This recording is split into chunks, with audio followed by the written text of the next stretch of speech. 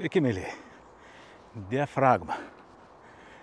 Kai sužinosi, išmoksi ir suprasi, kaip veikia diafragma, kokios jos galimybės, tu pamatysi, kaip užsinorėsi keisti diafragmos reikšmės, kad gauti tinkamą kokybę, kad gauti tinkamą efektą.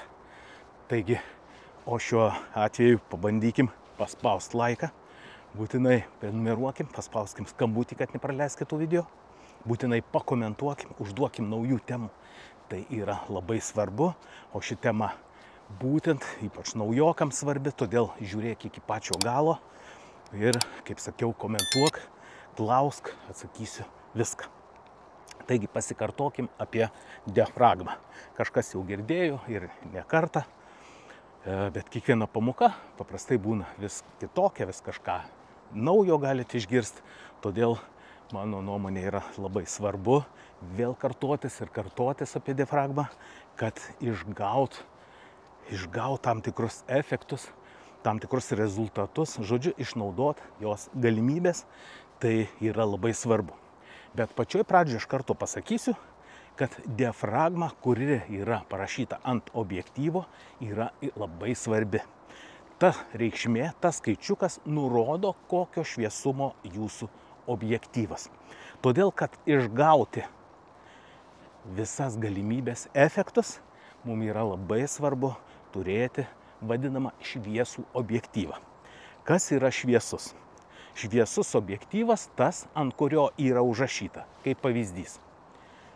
50 mm, tai yra milimetrų, 1, 2 taškis, toliau 1,8.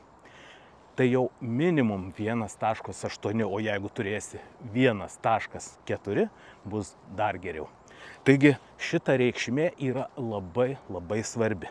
Kai mes nusiperkam fotoaparatą, tokį pusiau profesionalų, pusiau mėgėjišką, galima sakyti, arba kitaip pavadinkim veidrodinį. Dabar, aišku, yra beveidrodiniai aparatai. Tai mums prie to aparato paprastai būna objektyvas. Jisai būna zoom arba kitaip tariant kintamo židinio, toks yra terminas fotografijoje.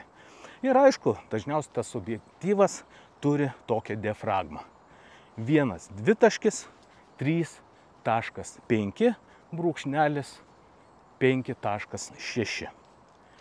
Tai rodo, kad šis objektyvas yra pakankamai tamsus. Ir galimybės kur kas mažesnės. Kad gauti tam tikrą diafragmos duodamą efektą, su juo bus sudėtingiau išgauti. Taigi, mylėjai, jeigu tau yra noras, o noras tikrai pakils po šios pamokos, tai išsiaiškikim, ką tai duoda. Diafragma tai yra nuostabus dalykas, kurį galima reguliuoti, keičiant jos reikšmes. Diafragma duoda ir nustatymo ekspozicijos ir efektus.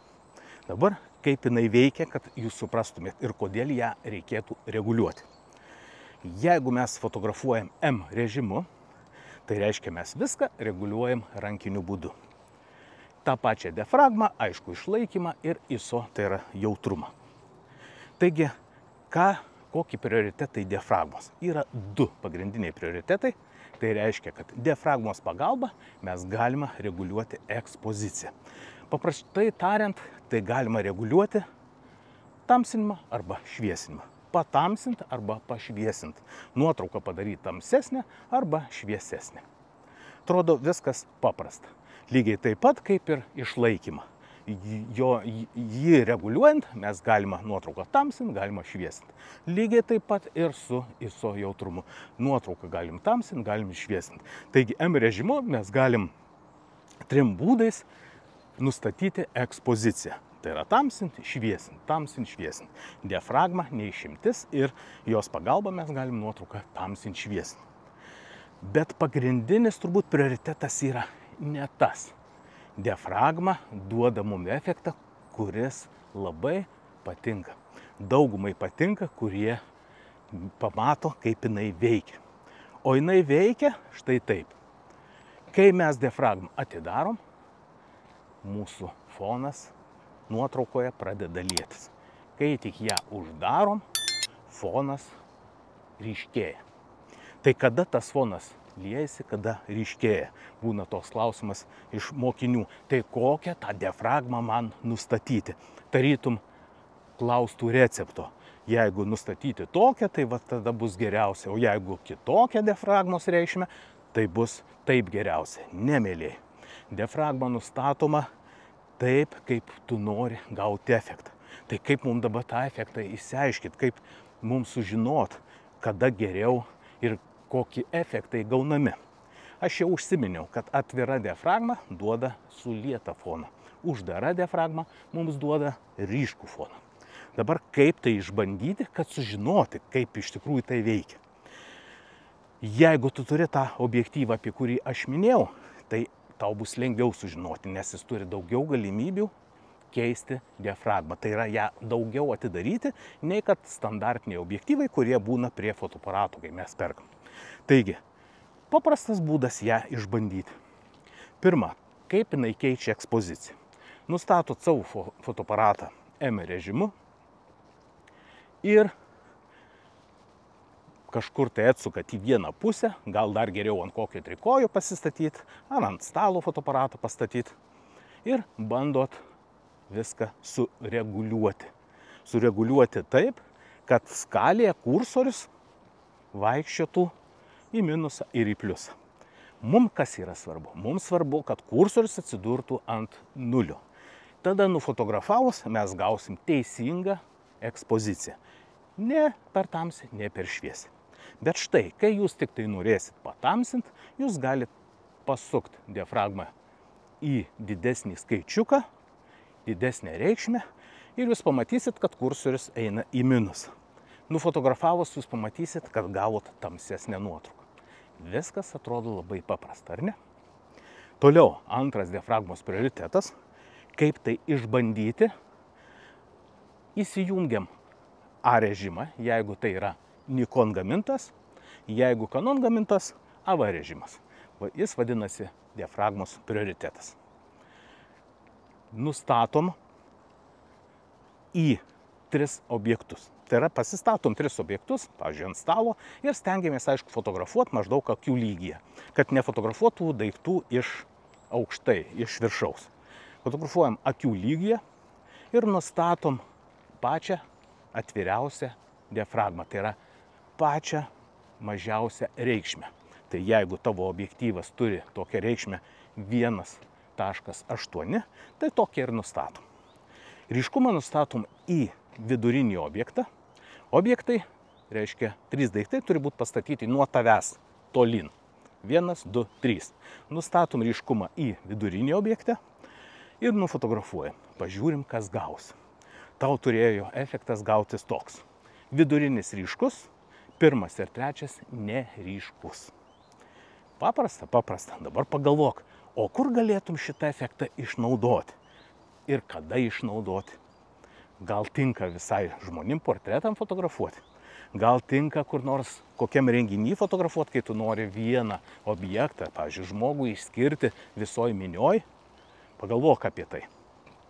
Ir štai toliau, ką mes darom? Lygiai taip pat, viskas vyksta taip pat, mes tik tai pakeičiam diafragmos reikšmę.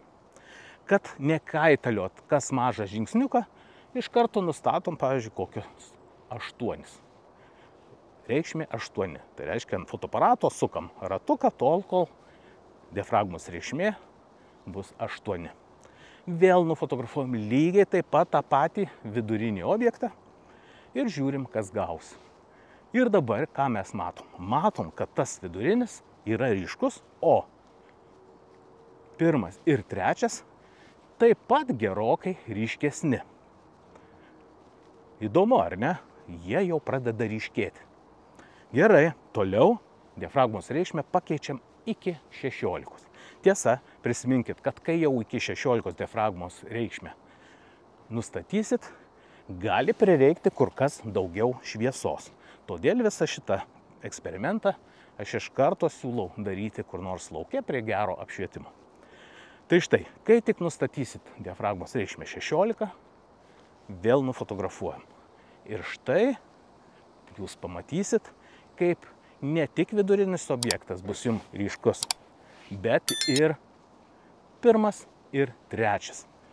Jau faktiškai tiek pat ryškus, kiek ir vidurinis. Tai štai efektas. Bet šį efektą, jeigu daryti tik tam, kad daryti arba kad liepi mokytis, tai gali būti jokios naudos. Mes turim tai darydami galvoti apie tai, kur mes galėtume pritaikyti šitą efektą, kai fotografuosime. Suprasti, ką mums duoda diafragma, kokias jinai galimybės duoda ir kaip tai atrodys, fotografuojant, pavyzdžiui, žmones. Kada tu nori, diafragmą atidarai, kada tau reikia, uždarai. Kada tai gali būti? Tada, kai žmonės stovi, pavyzdžiui, 3 eilėm prieš tave. Kaip pavyzdys gali būti choras. Jeigu tu su atvira diafragma nufotografuosi su 1.8, tai būtinai viena eilė bus ryški. O jeigu norėsi, kad visas choras būtų ryškus, visos, pavyzdžiui, 3 ar 4 eilės, tau turi būtinai uždaryti diafragmą. Ir vėl dabar sakys, o taip kala, tai kiek man ją reikia uždaryti, kad visas fonas būtų ryškus? Mėlyjei, čia nėra taip pat recepto. Čia yra šitas pats eksperimentas, kurį tu turi praktikuotis, kad ateity jau tau automatiškai galvoje skaičiukai, tai yra tos reikšmės atsirastų ir tu jau, jeigu iš pirmo karto nepataikysi, tai iš antro karto ar trečio karto tikrai pataikysi, nustatant tam tikrą reikšmę, kad gautum visas 3 choro eilės ryškės. Tai yra praktikos reikalas. Ir tai yra nuostabu, kai tu supranti, išmoksti, kaip veikia diafragma, kokios jos galimybės, kaip gali ją išnaudoti.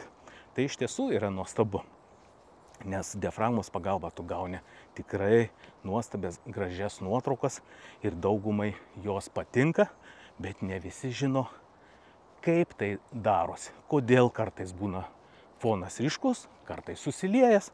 Sako, nesuprantu. Bet dabar po šios temos manau, kad tu suprasi ir išnaudosi. Taigi, mylėjai, tikiuosi, kad buvo šita tema jums gera, patiko, išbandysit, pasipraktikuosit. Na, o kas norit daugiau sužinoti apie fotografiją, apie jos visokius ten efektus ir taip toliau, tai pas mane galima mokytis 2 būdais. Pirma, savarankiškai, antra, individualiai. Savarankiškai mokytis yra net 10 temų. Nuoroda yra po šiuo video būtinai. Įsigijus 10 temų, tu mokaisi pats, nepriklausomai nuo nieko, kur būdamas, kur nori, kada nori ir kiek nori. Laikas neribojimas, tai yra 10 temų, 10 pamokų, kai tu gali kelionė, žiūrėti, klausyti, svarbu aparatą turėk prie savęs ir daryk tai, kas sakoma. Taip tu greičiau suprasi, taip greičiau išmoksi, galėsi išnaudoti ir fotografuoti tikrai gražiai, kokybiškai. Na ir antras būdas, tiems, kurie nori tikrai gerai išmokti, profesionaliai išmokti, tai yra visai kitas lygis, kai mokomės individualiai, tai yra mokomės tik tai tu ir aš, daugiau niekas. Visi profesionalūs patarimai yra skirti tau vienam, kyla klausimai, iš karto tau atsakymai. Jeigu aš matau, kad kažko nesupratai, aš visą laiką kartuosiu tol, kol tu suprasi, apie ką eina kalba, kad išmoktum valdyti savo fotoaparatą. O kai išmoksti valdyti savo fotoaparatą, žinot, kas gaunasi. Tu galvoji apie tai, kaip gražiau nufotografuoti, o ne apie tai, kaip dabar man jį nustatyti. Tai štai turi tai vykti, tarytum automatiškai. Kaip muzikantas, ne? Groja jisai savo ir dar gali tavo anekdotą skelti. Jis negalvoja, kaip čia, kur čia ką paspausti. Jis tiesiog groja ir visus kitus linksmina aplinkui. Tai štai, mėlyjei. Nuoroda taip pat yra po šiuo video. Gali pasižiūrėti, pasiskaityti ir įsigyti šios mokymus. Susitiksim kartu. 12 akademinių valandų mokysimės su manim. Tai vat, o jeigu sakai, aš noriu mokytis, bet dar neturiu fotoaparato, tai čia ne problema, aš tikrai padedu mokiniams įsigyti fotoaparatą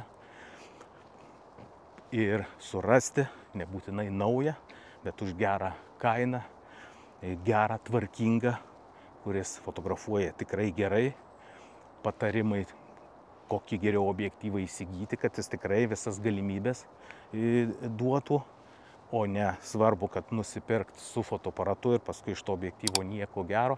Tai štai tokie paprasti dalykai, kurie išsisprendžia ir tu taip sutaupai pinigėlių. Tai štai, mylėjai.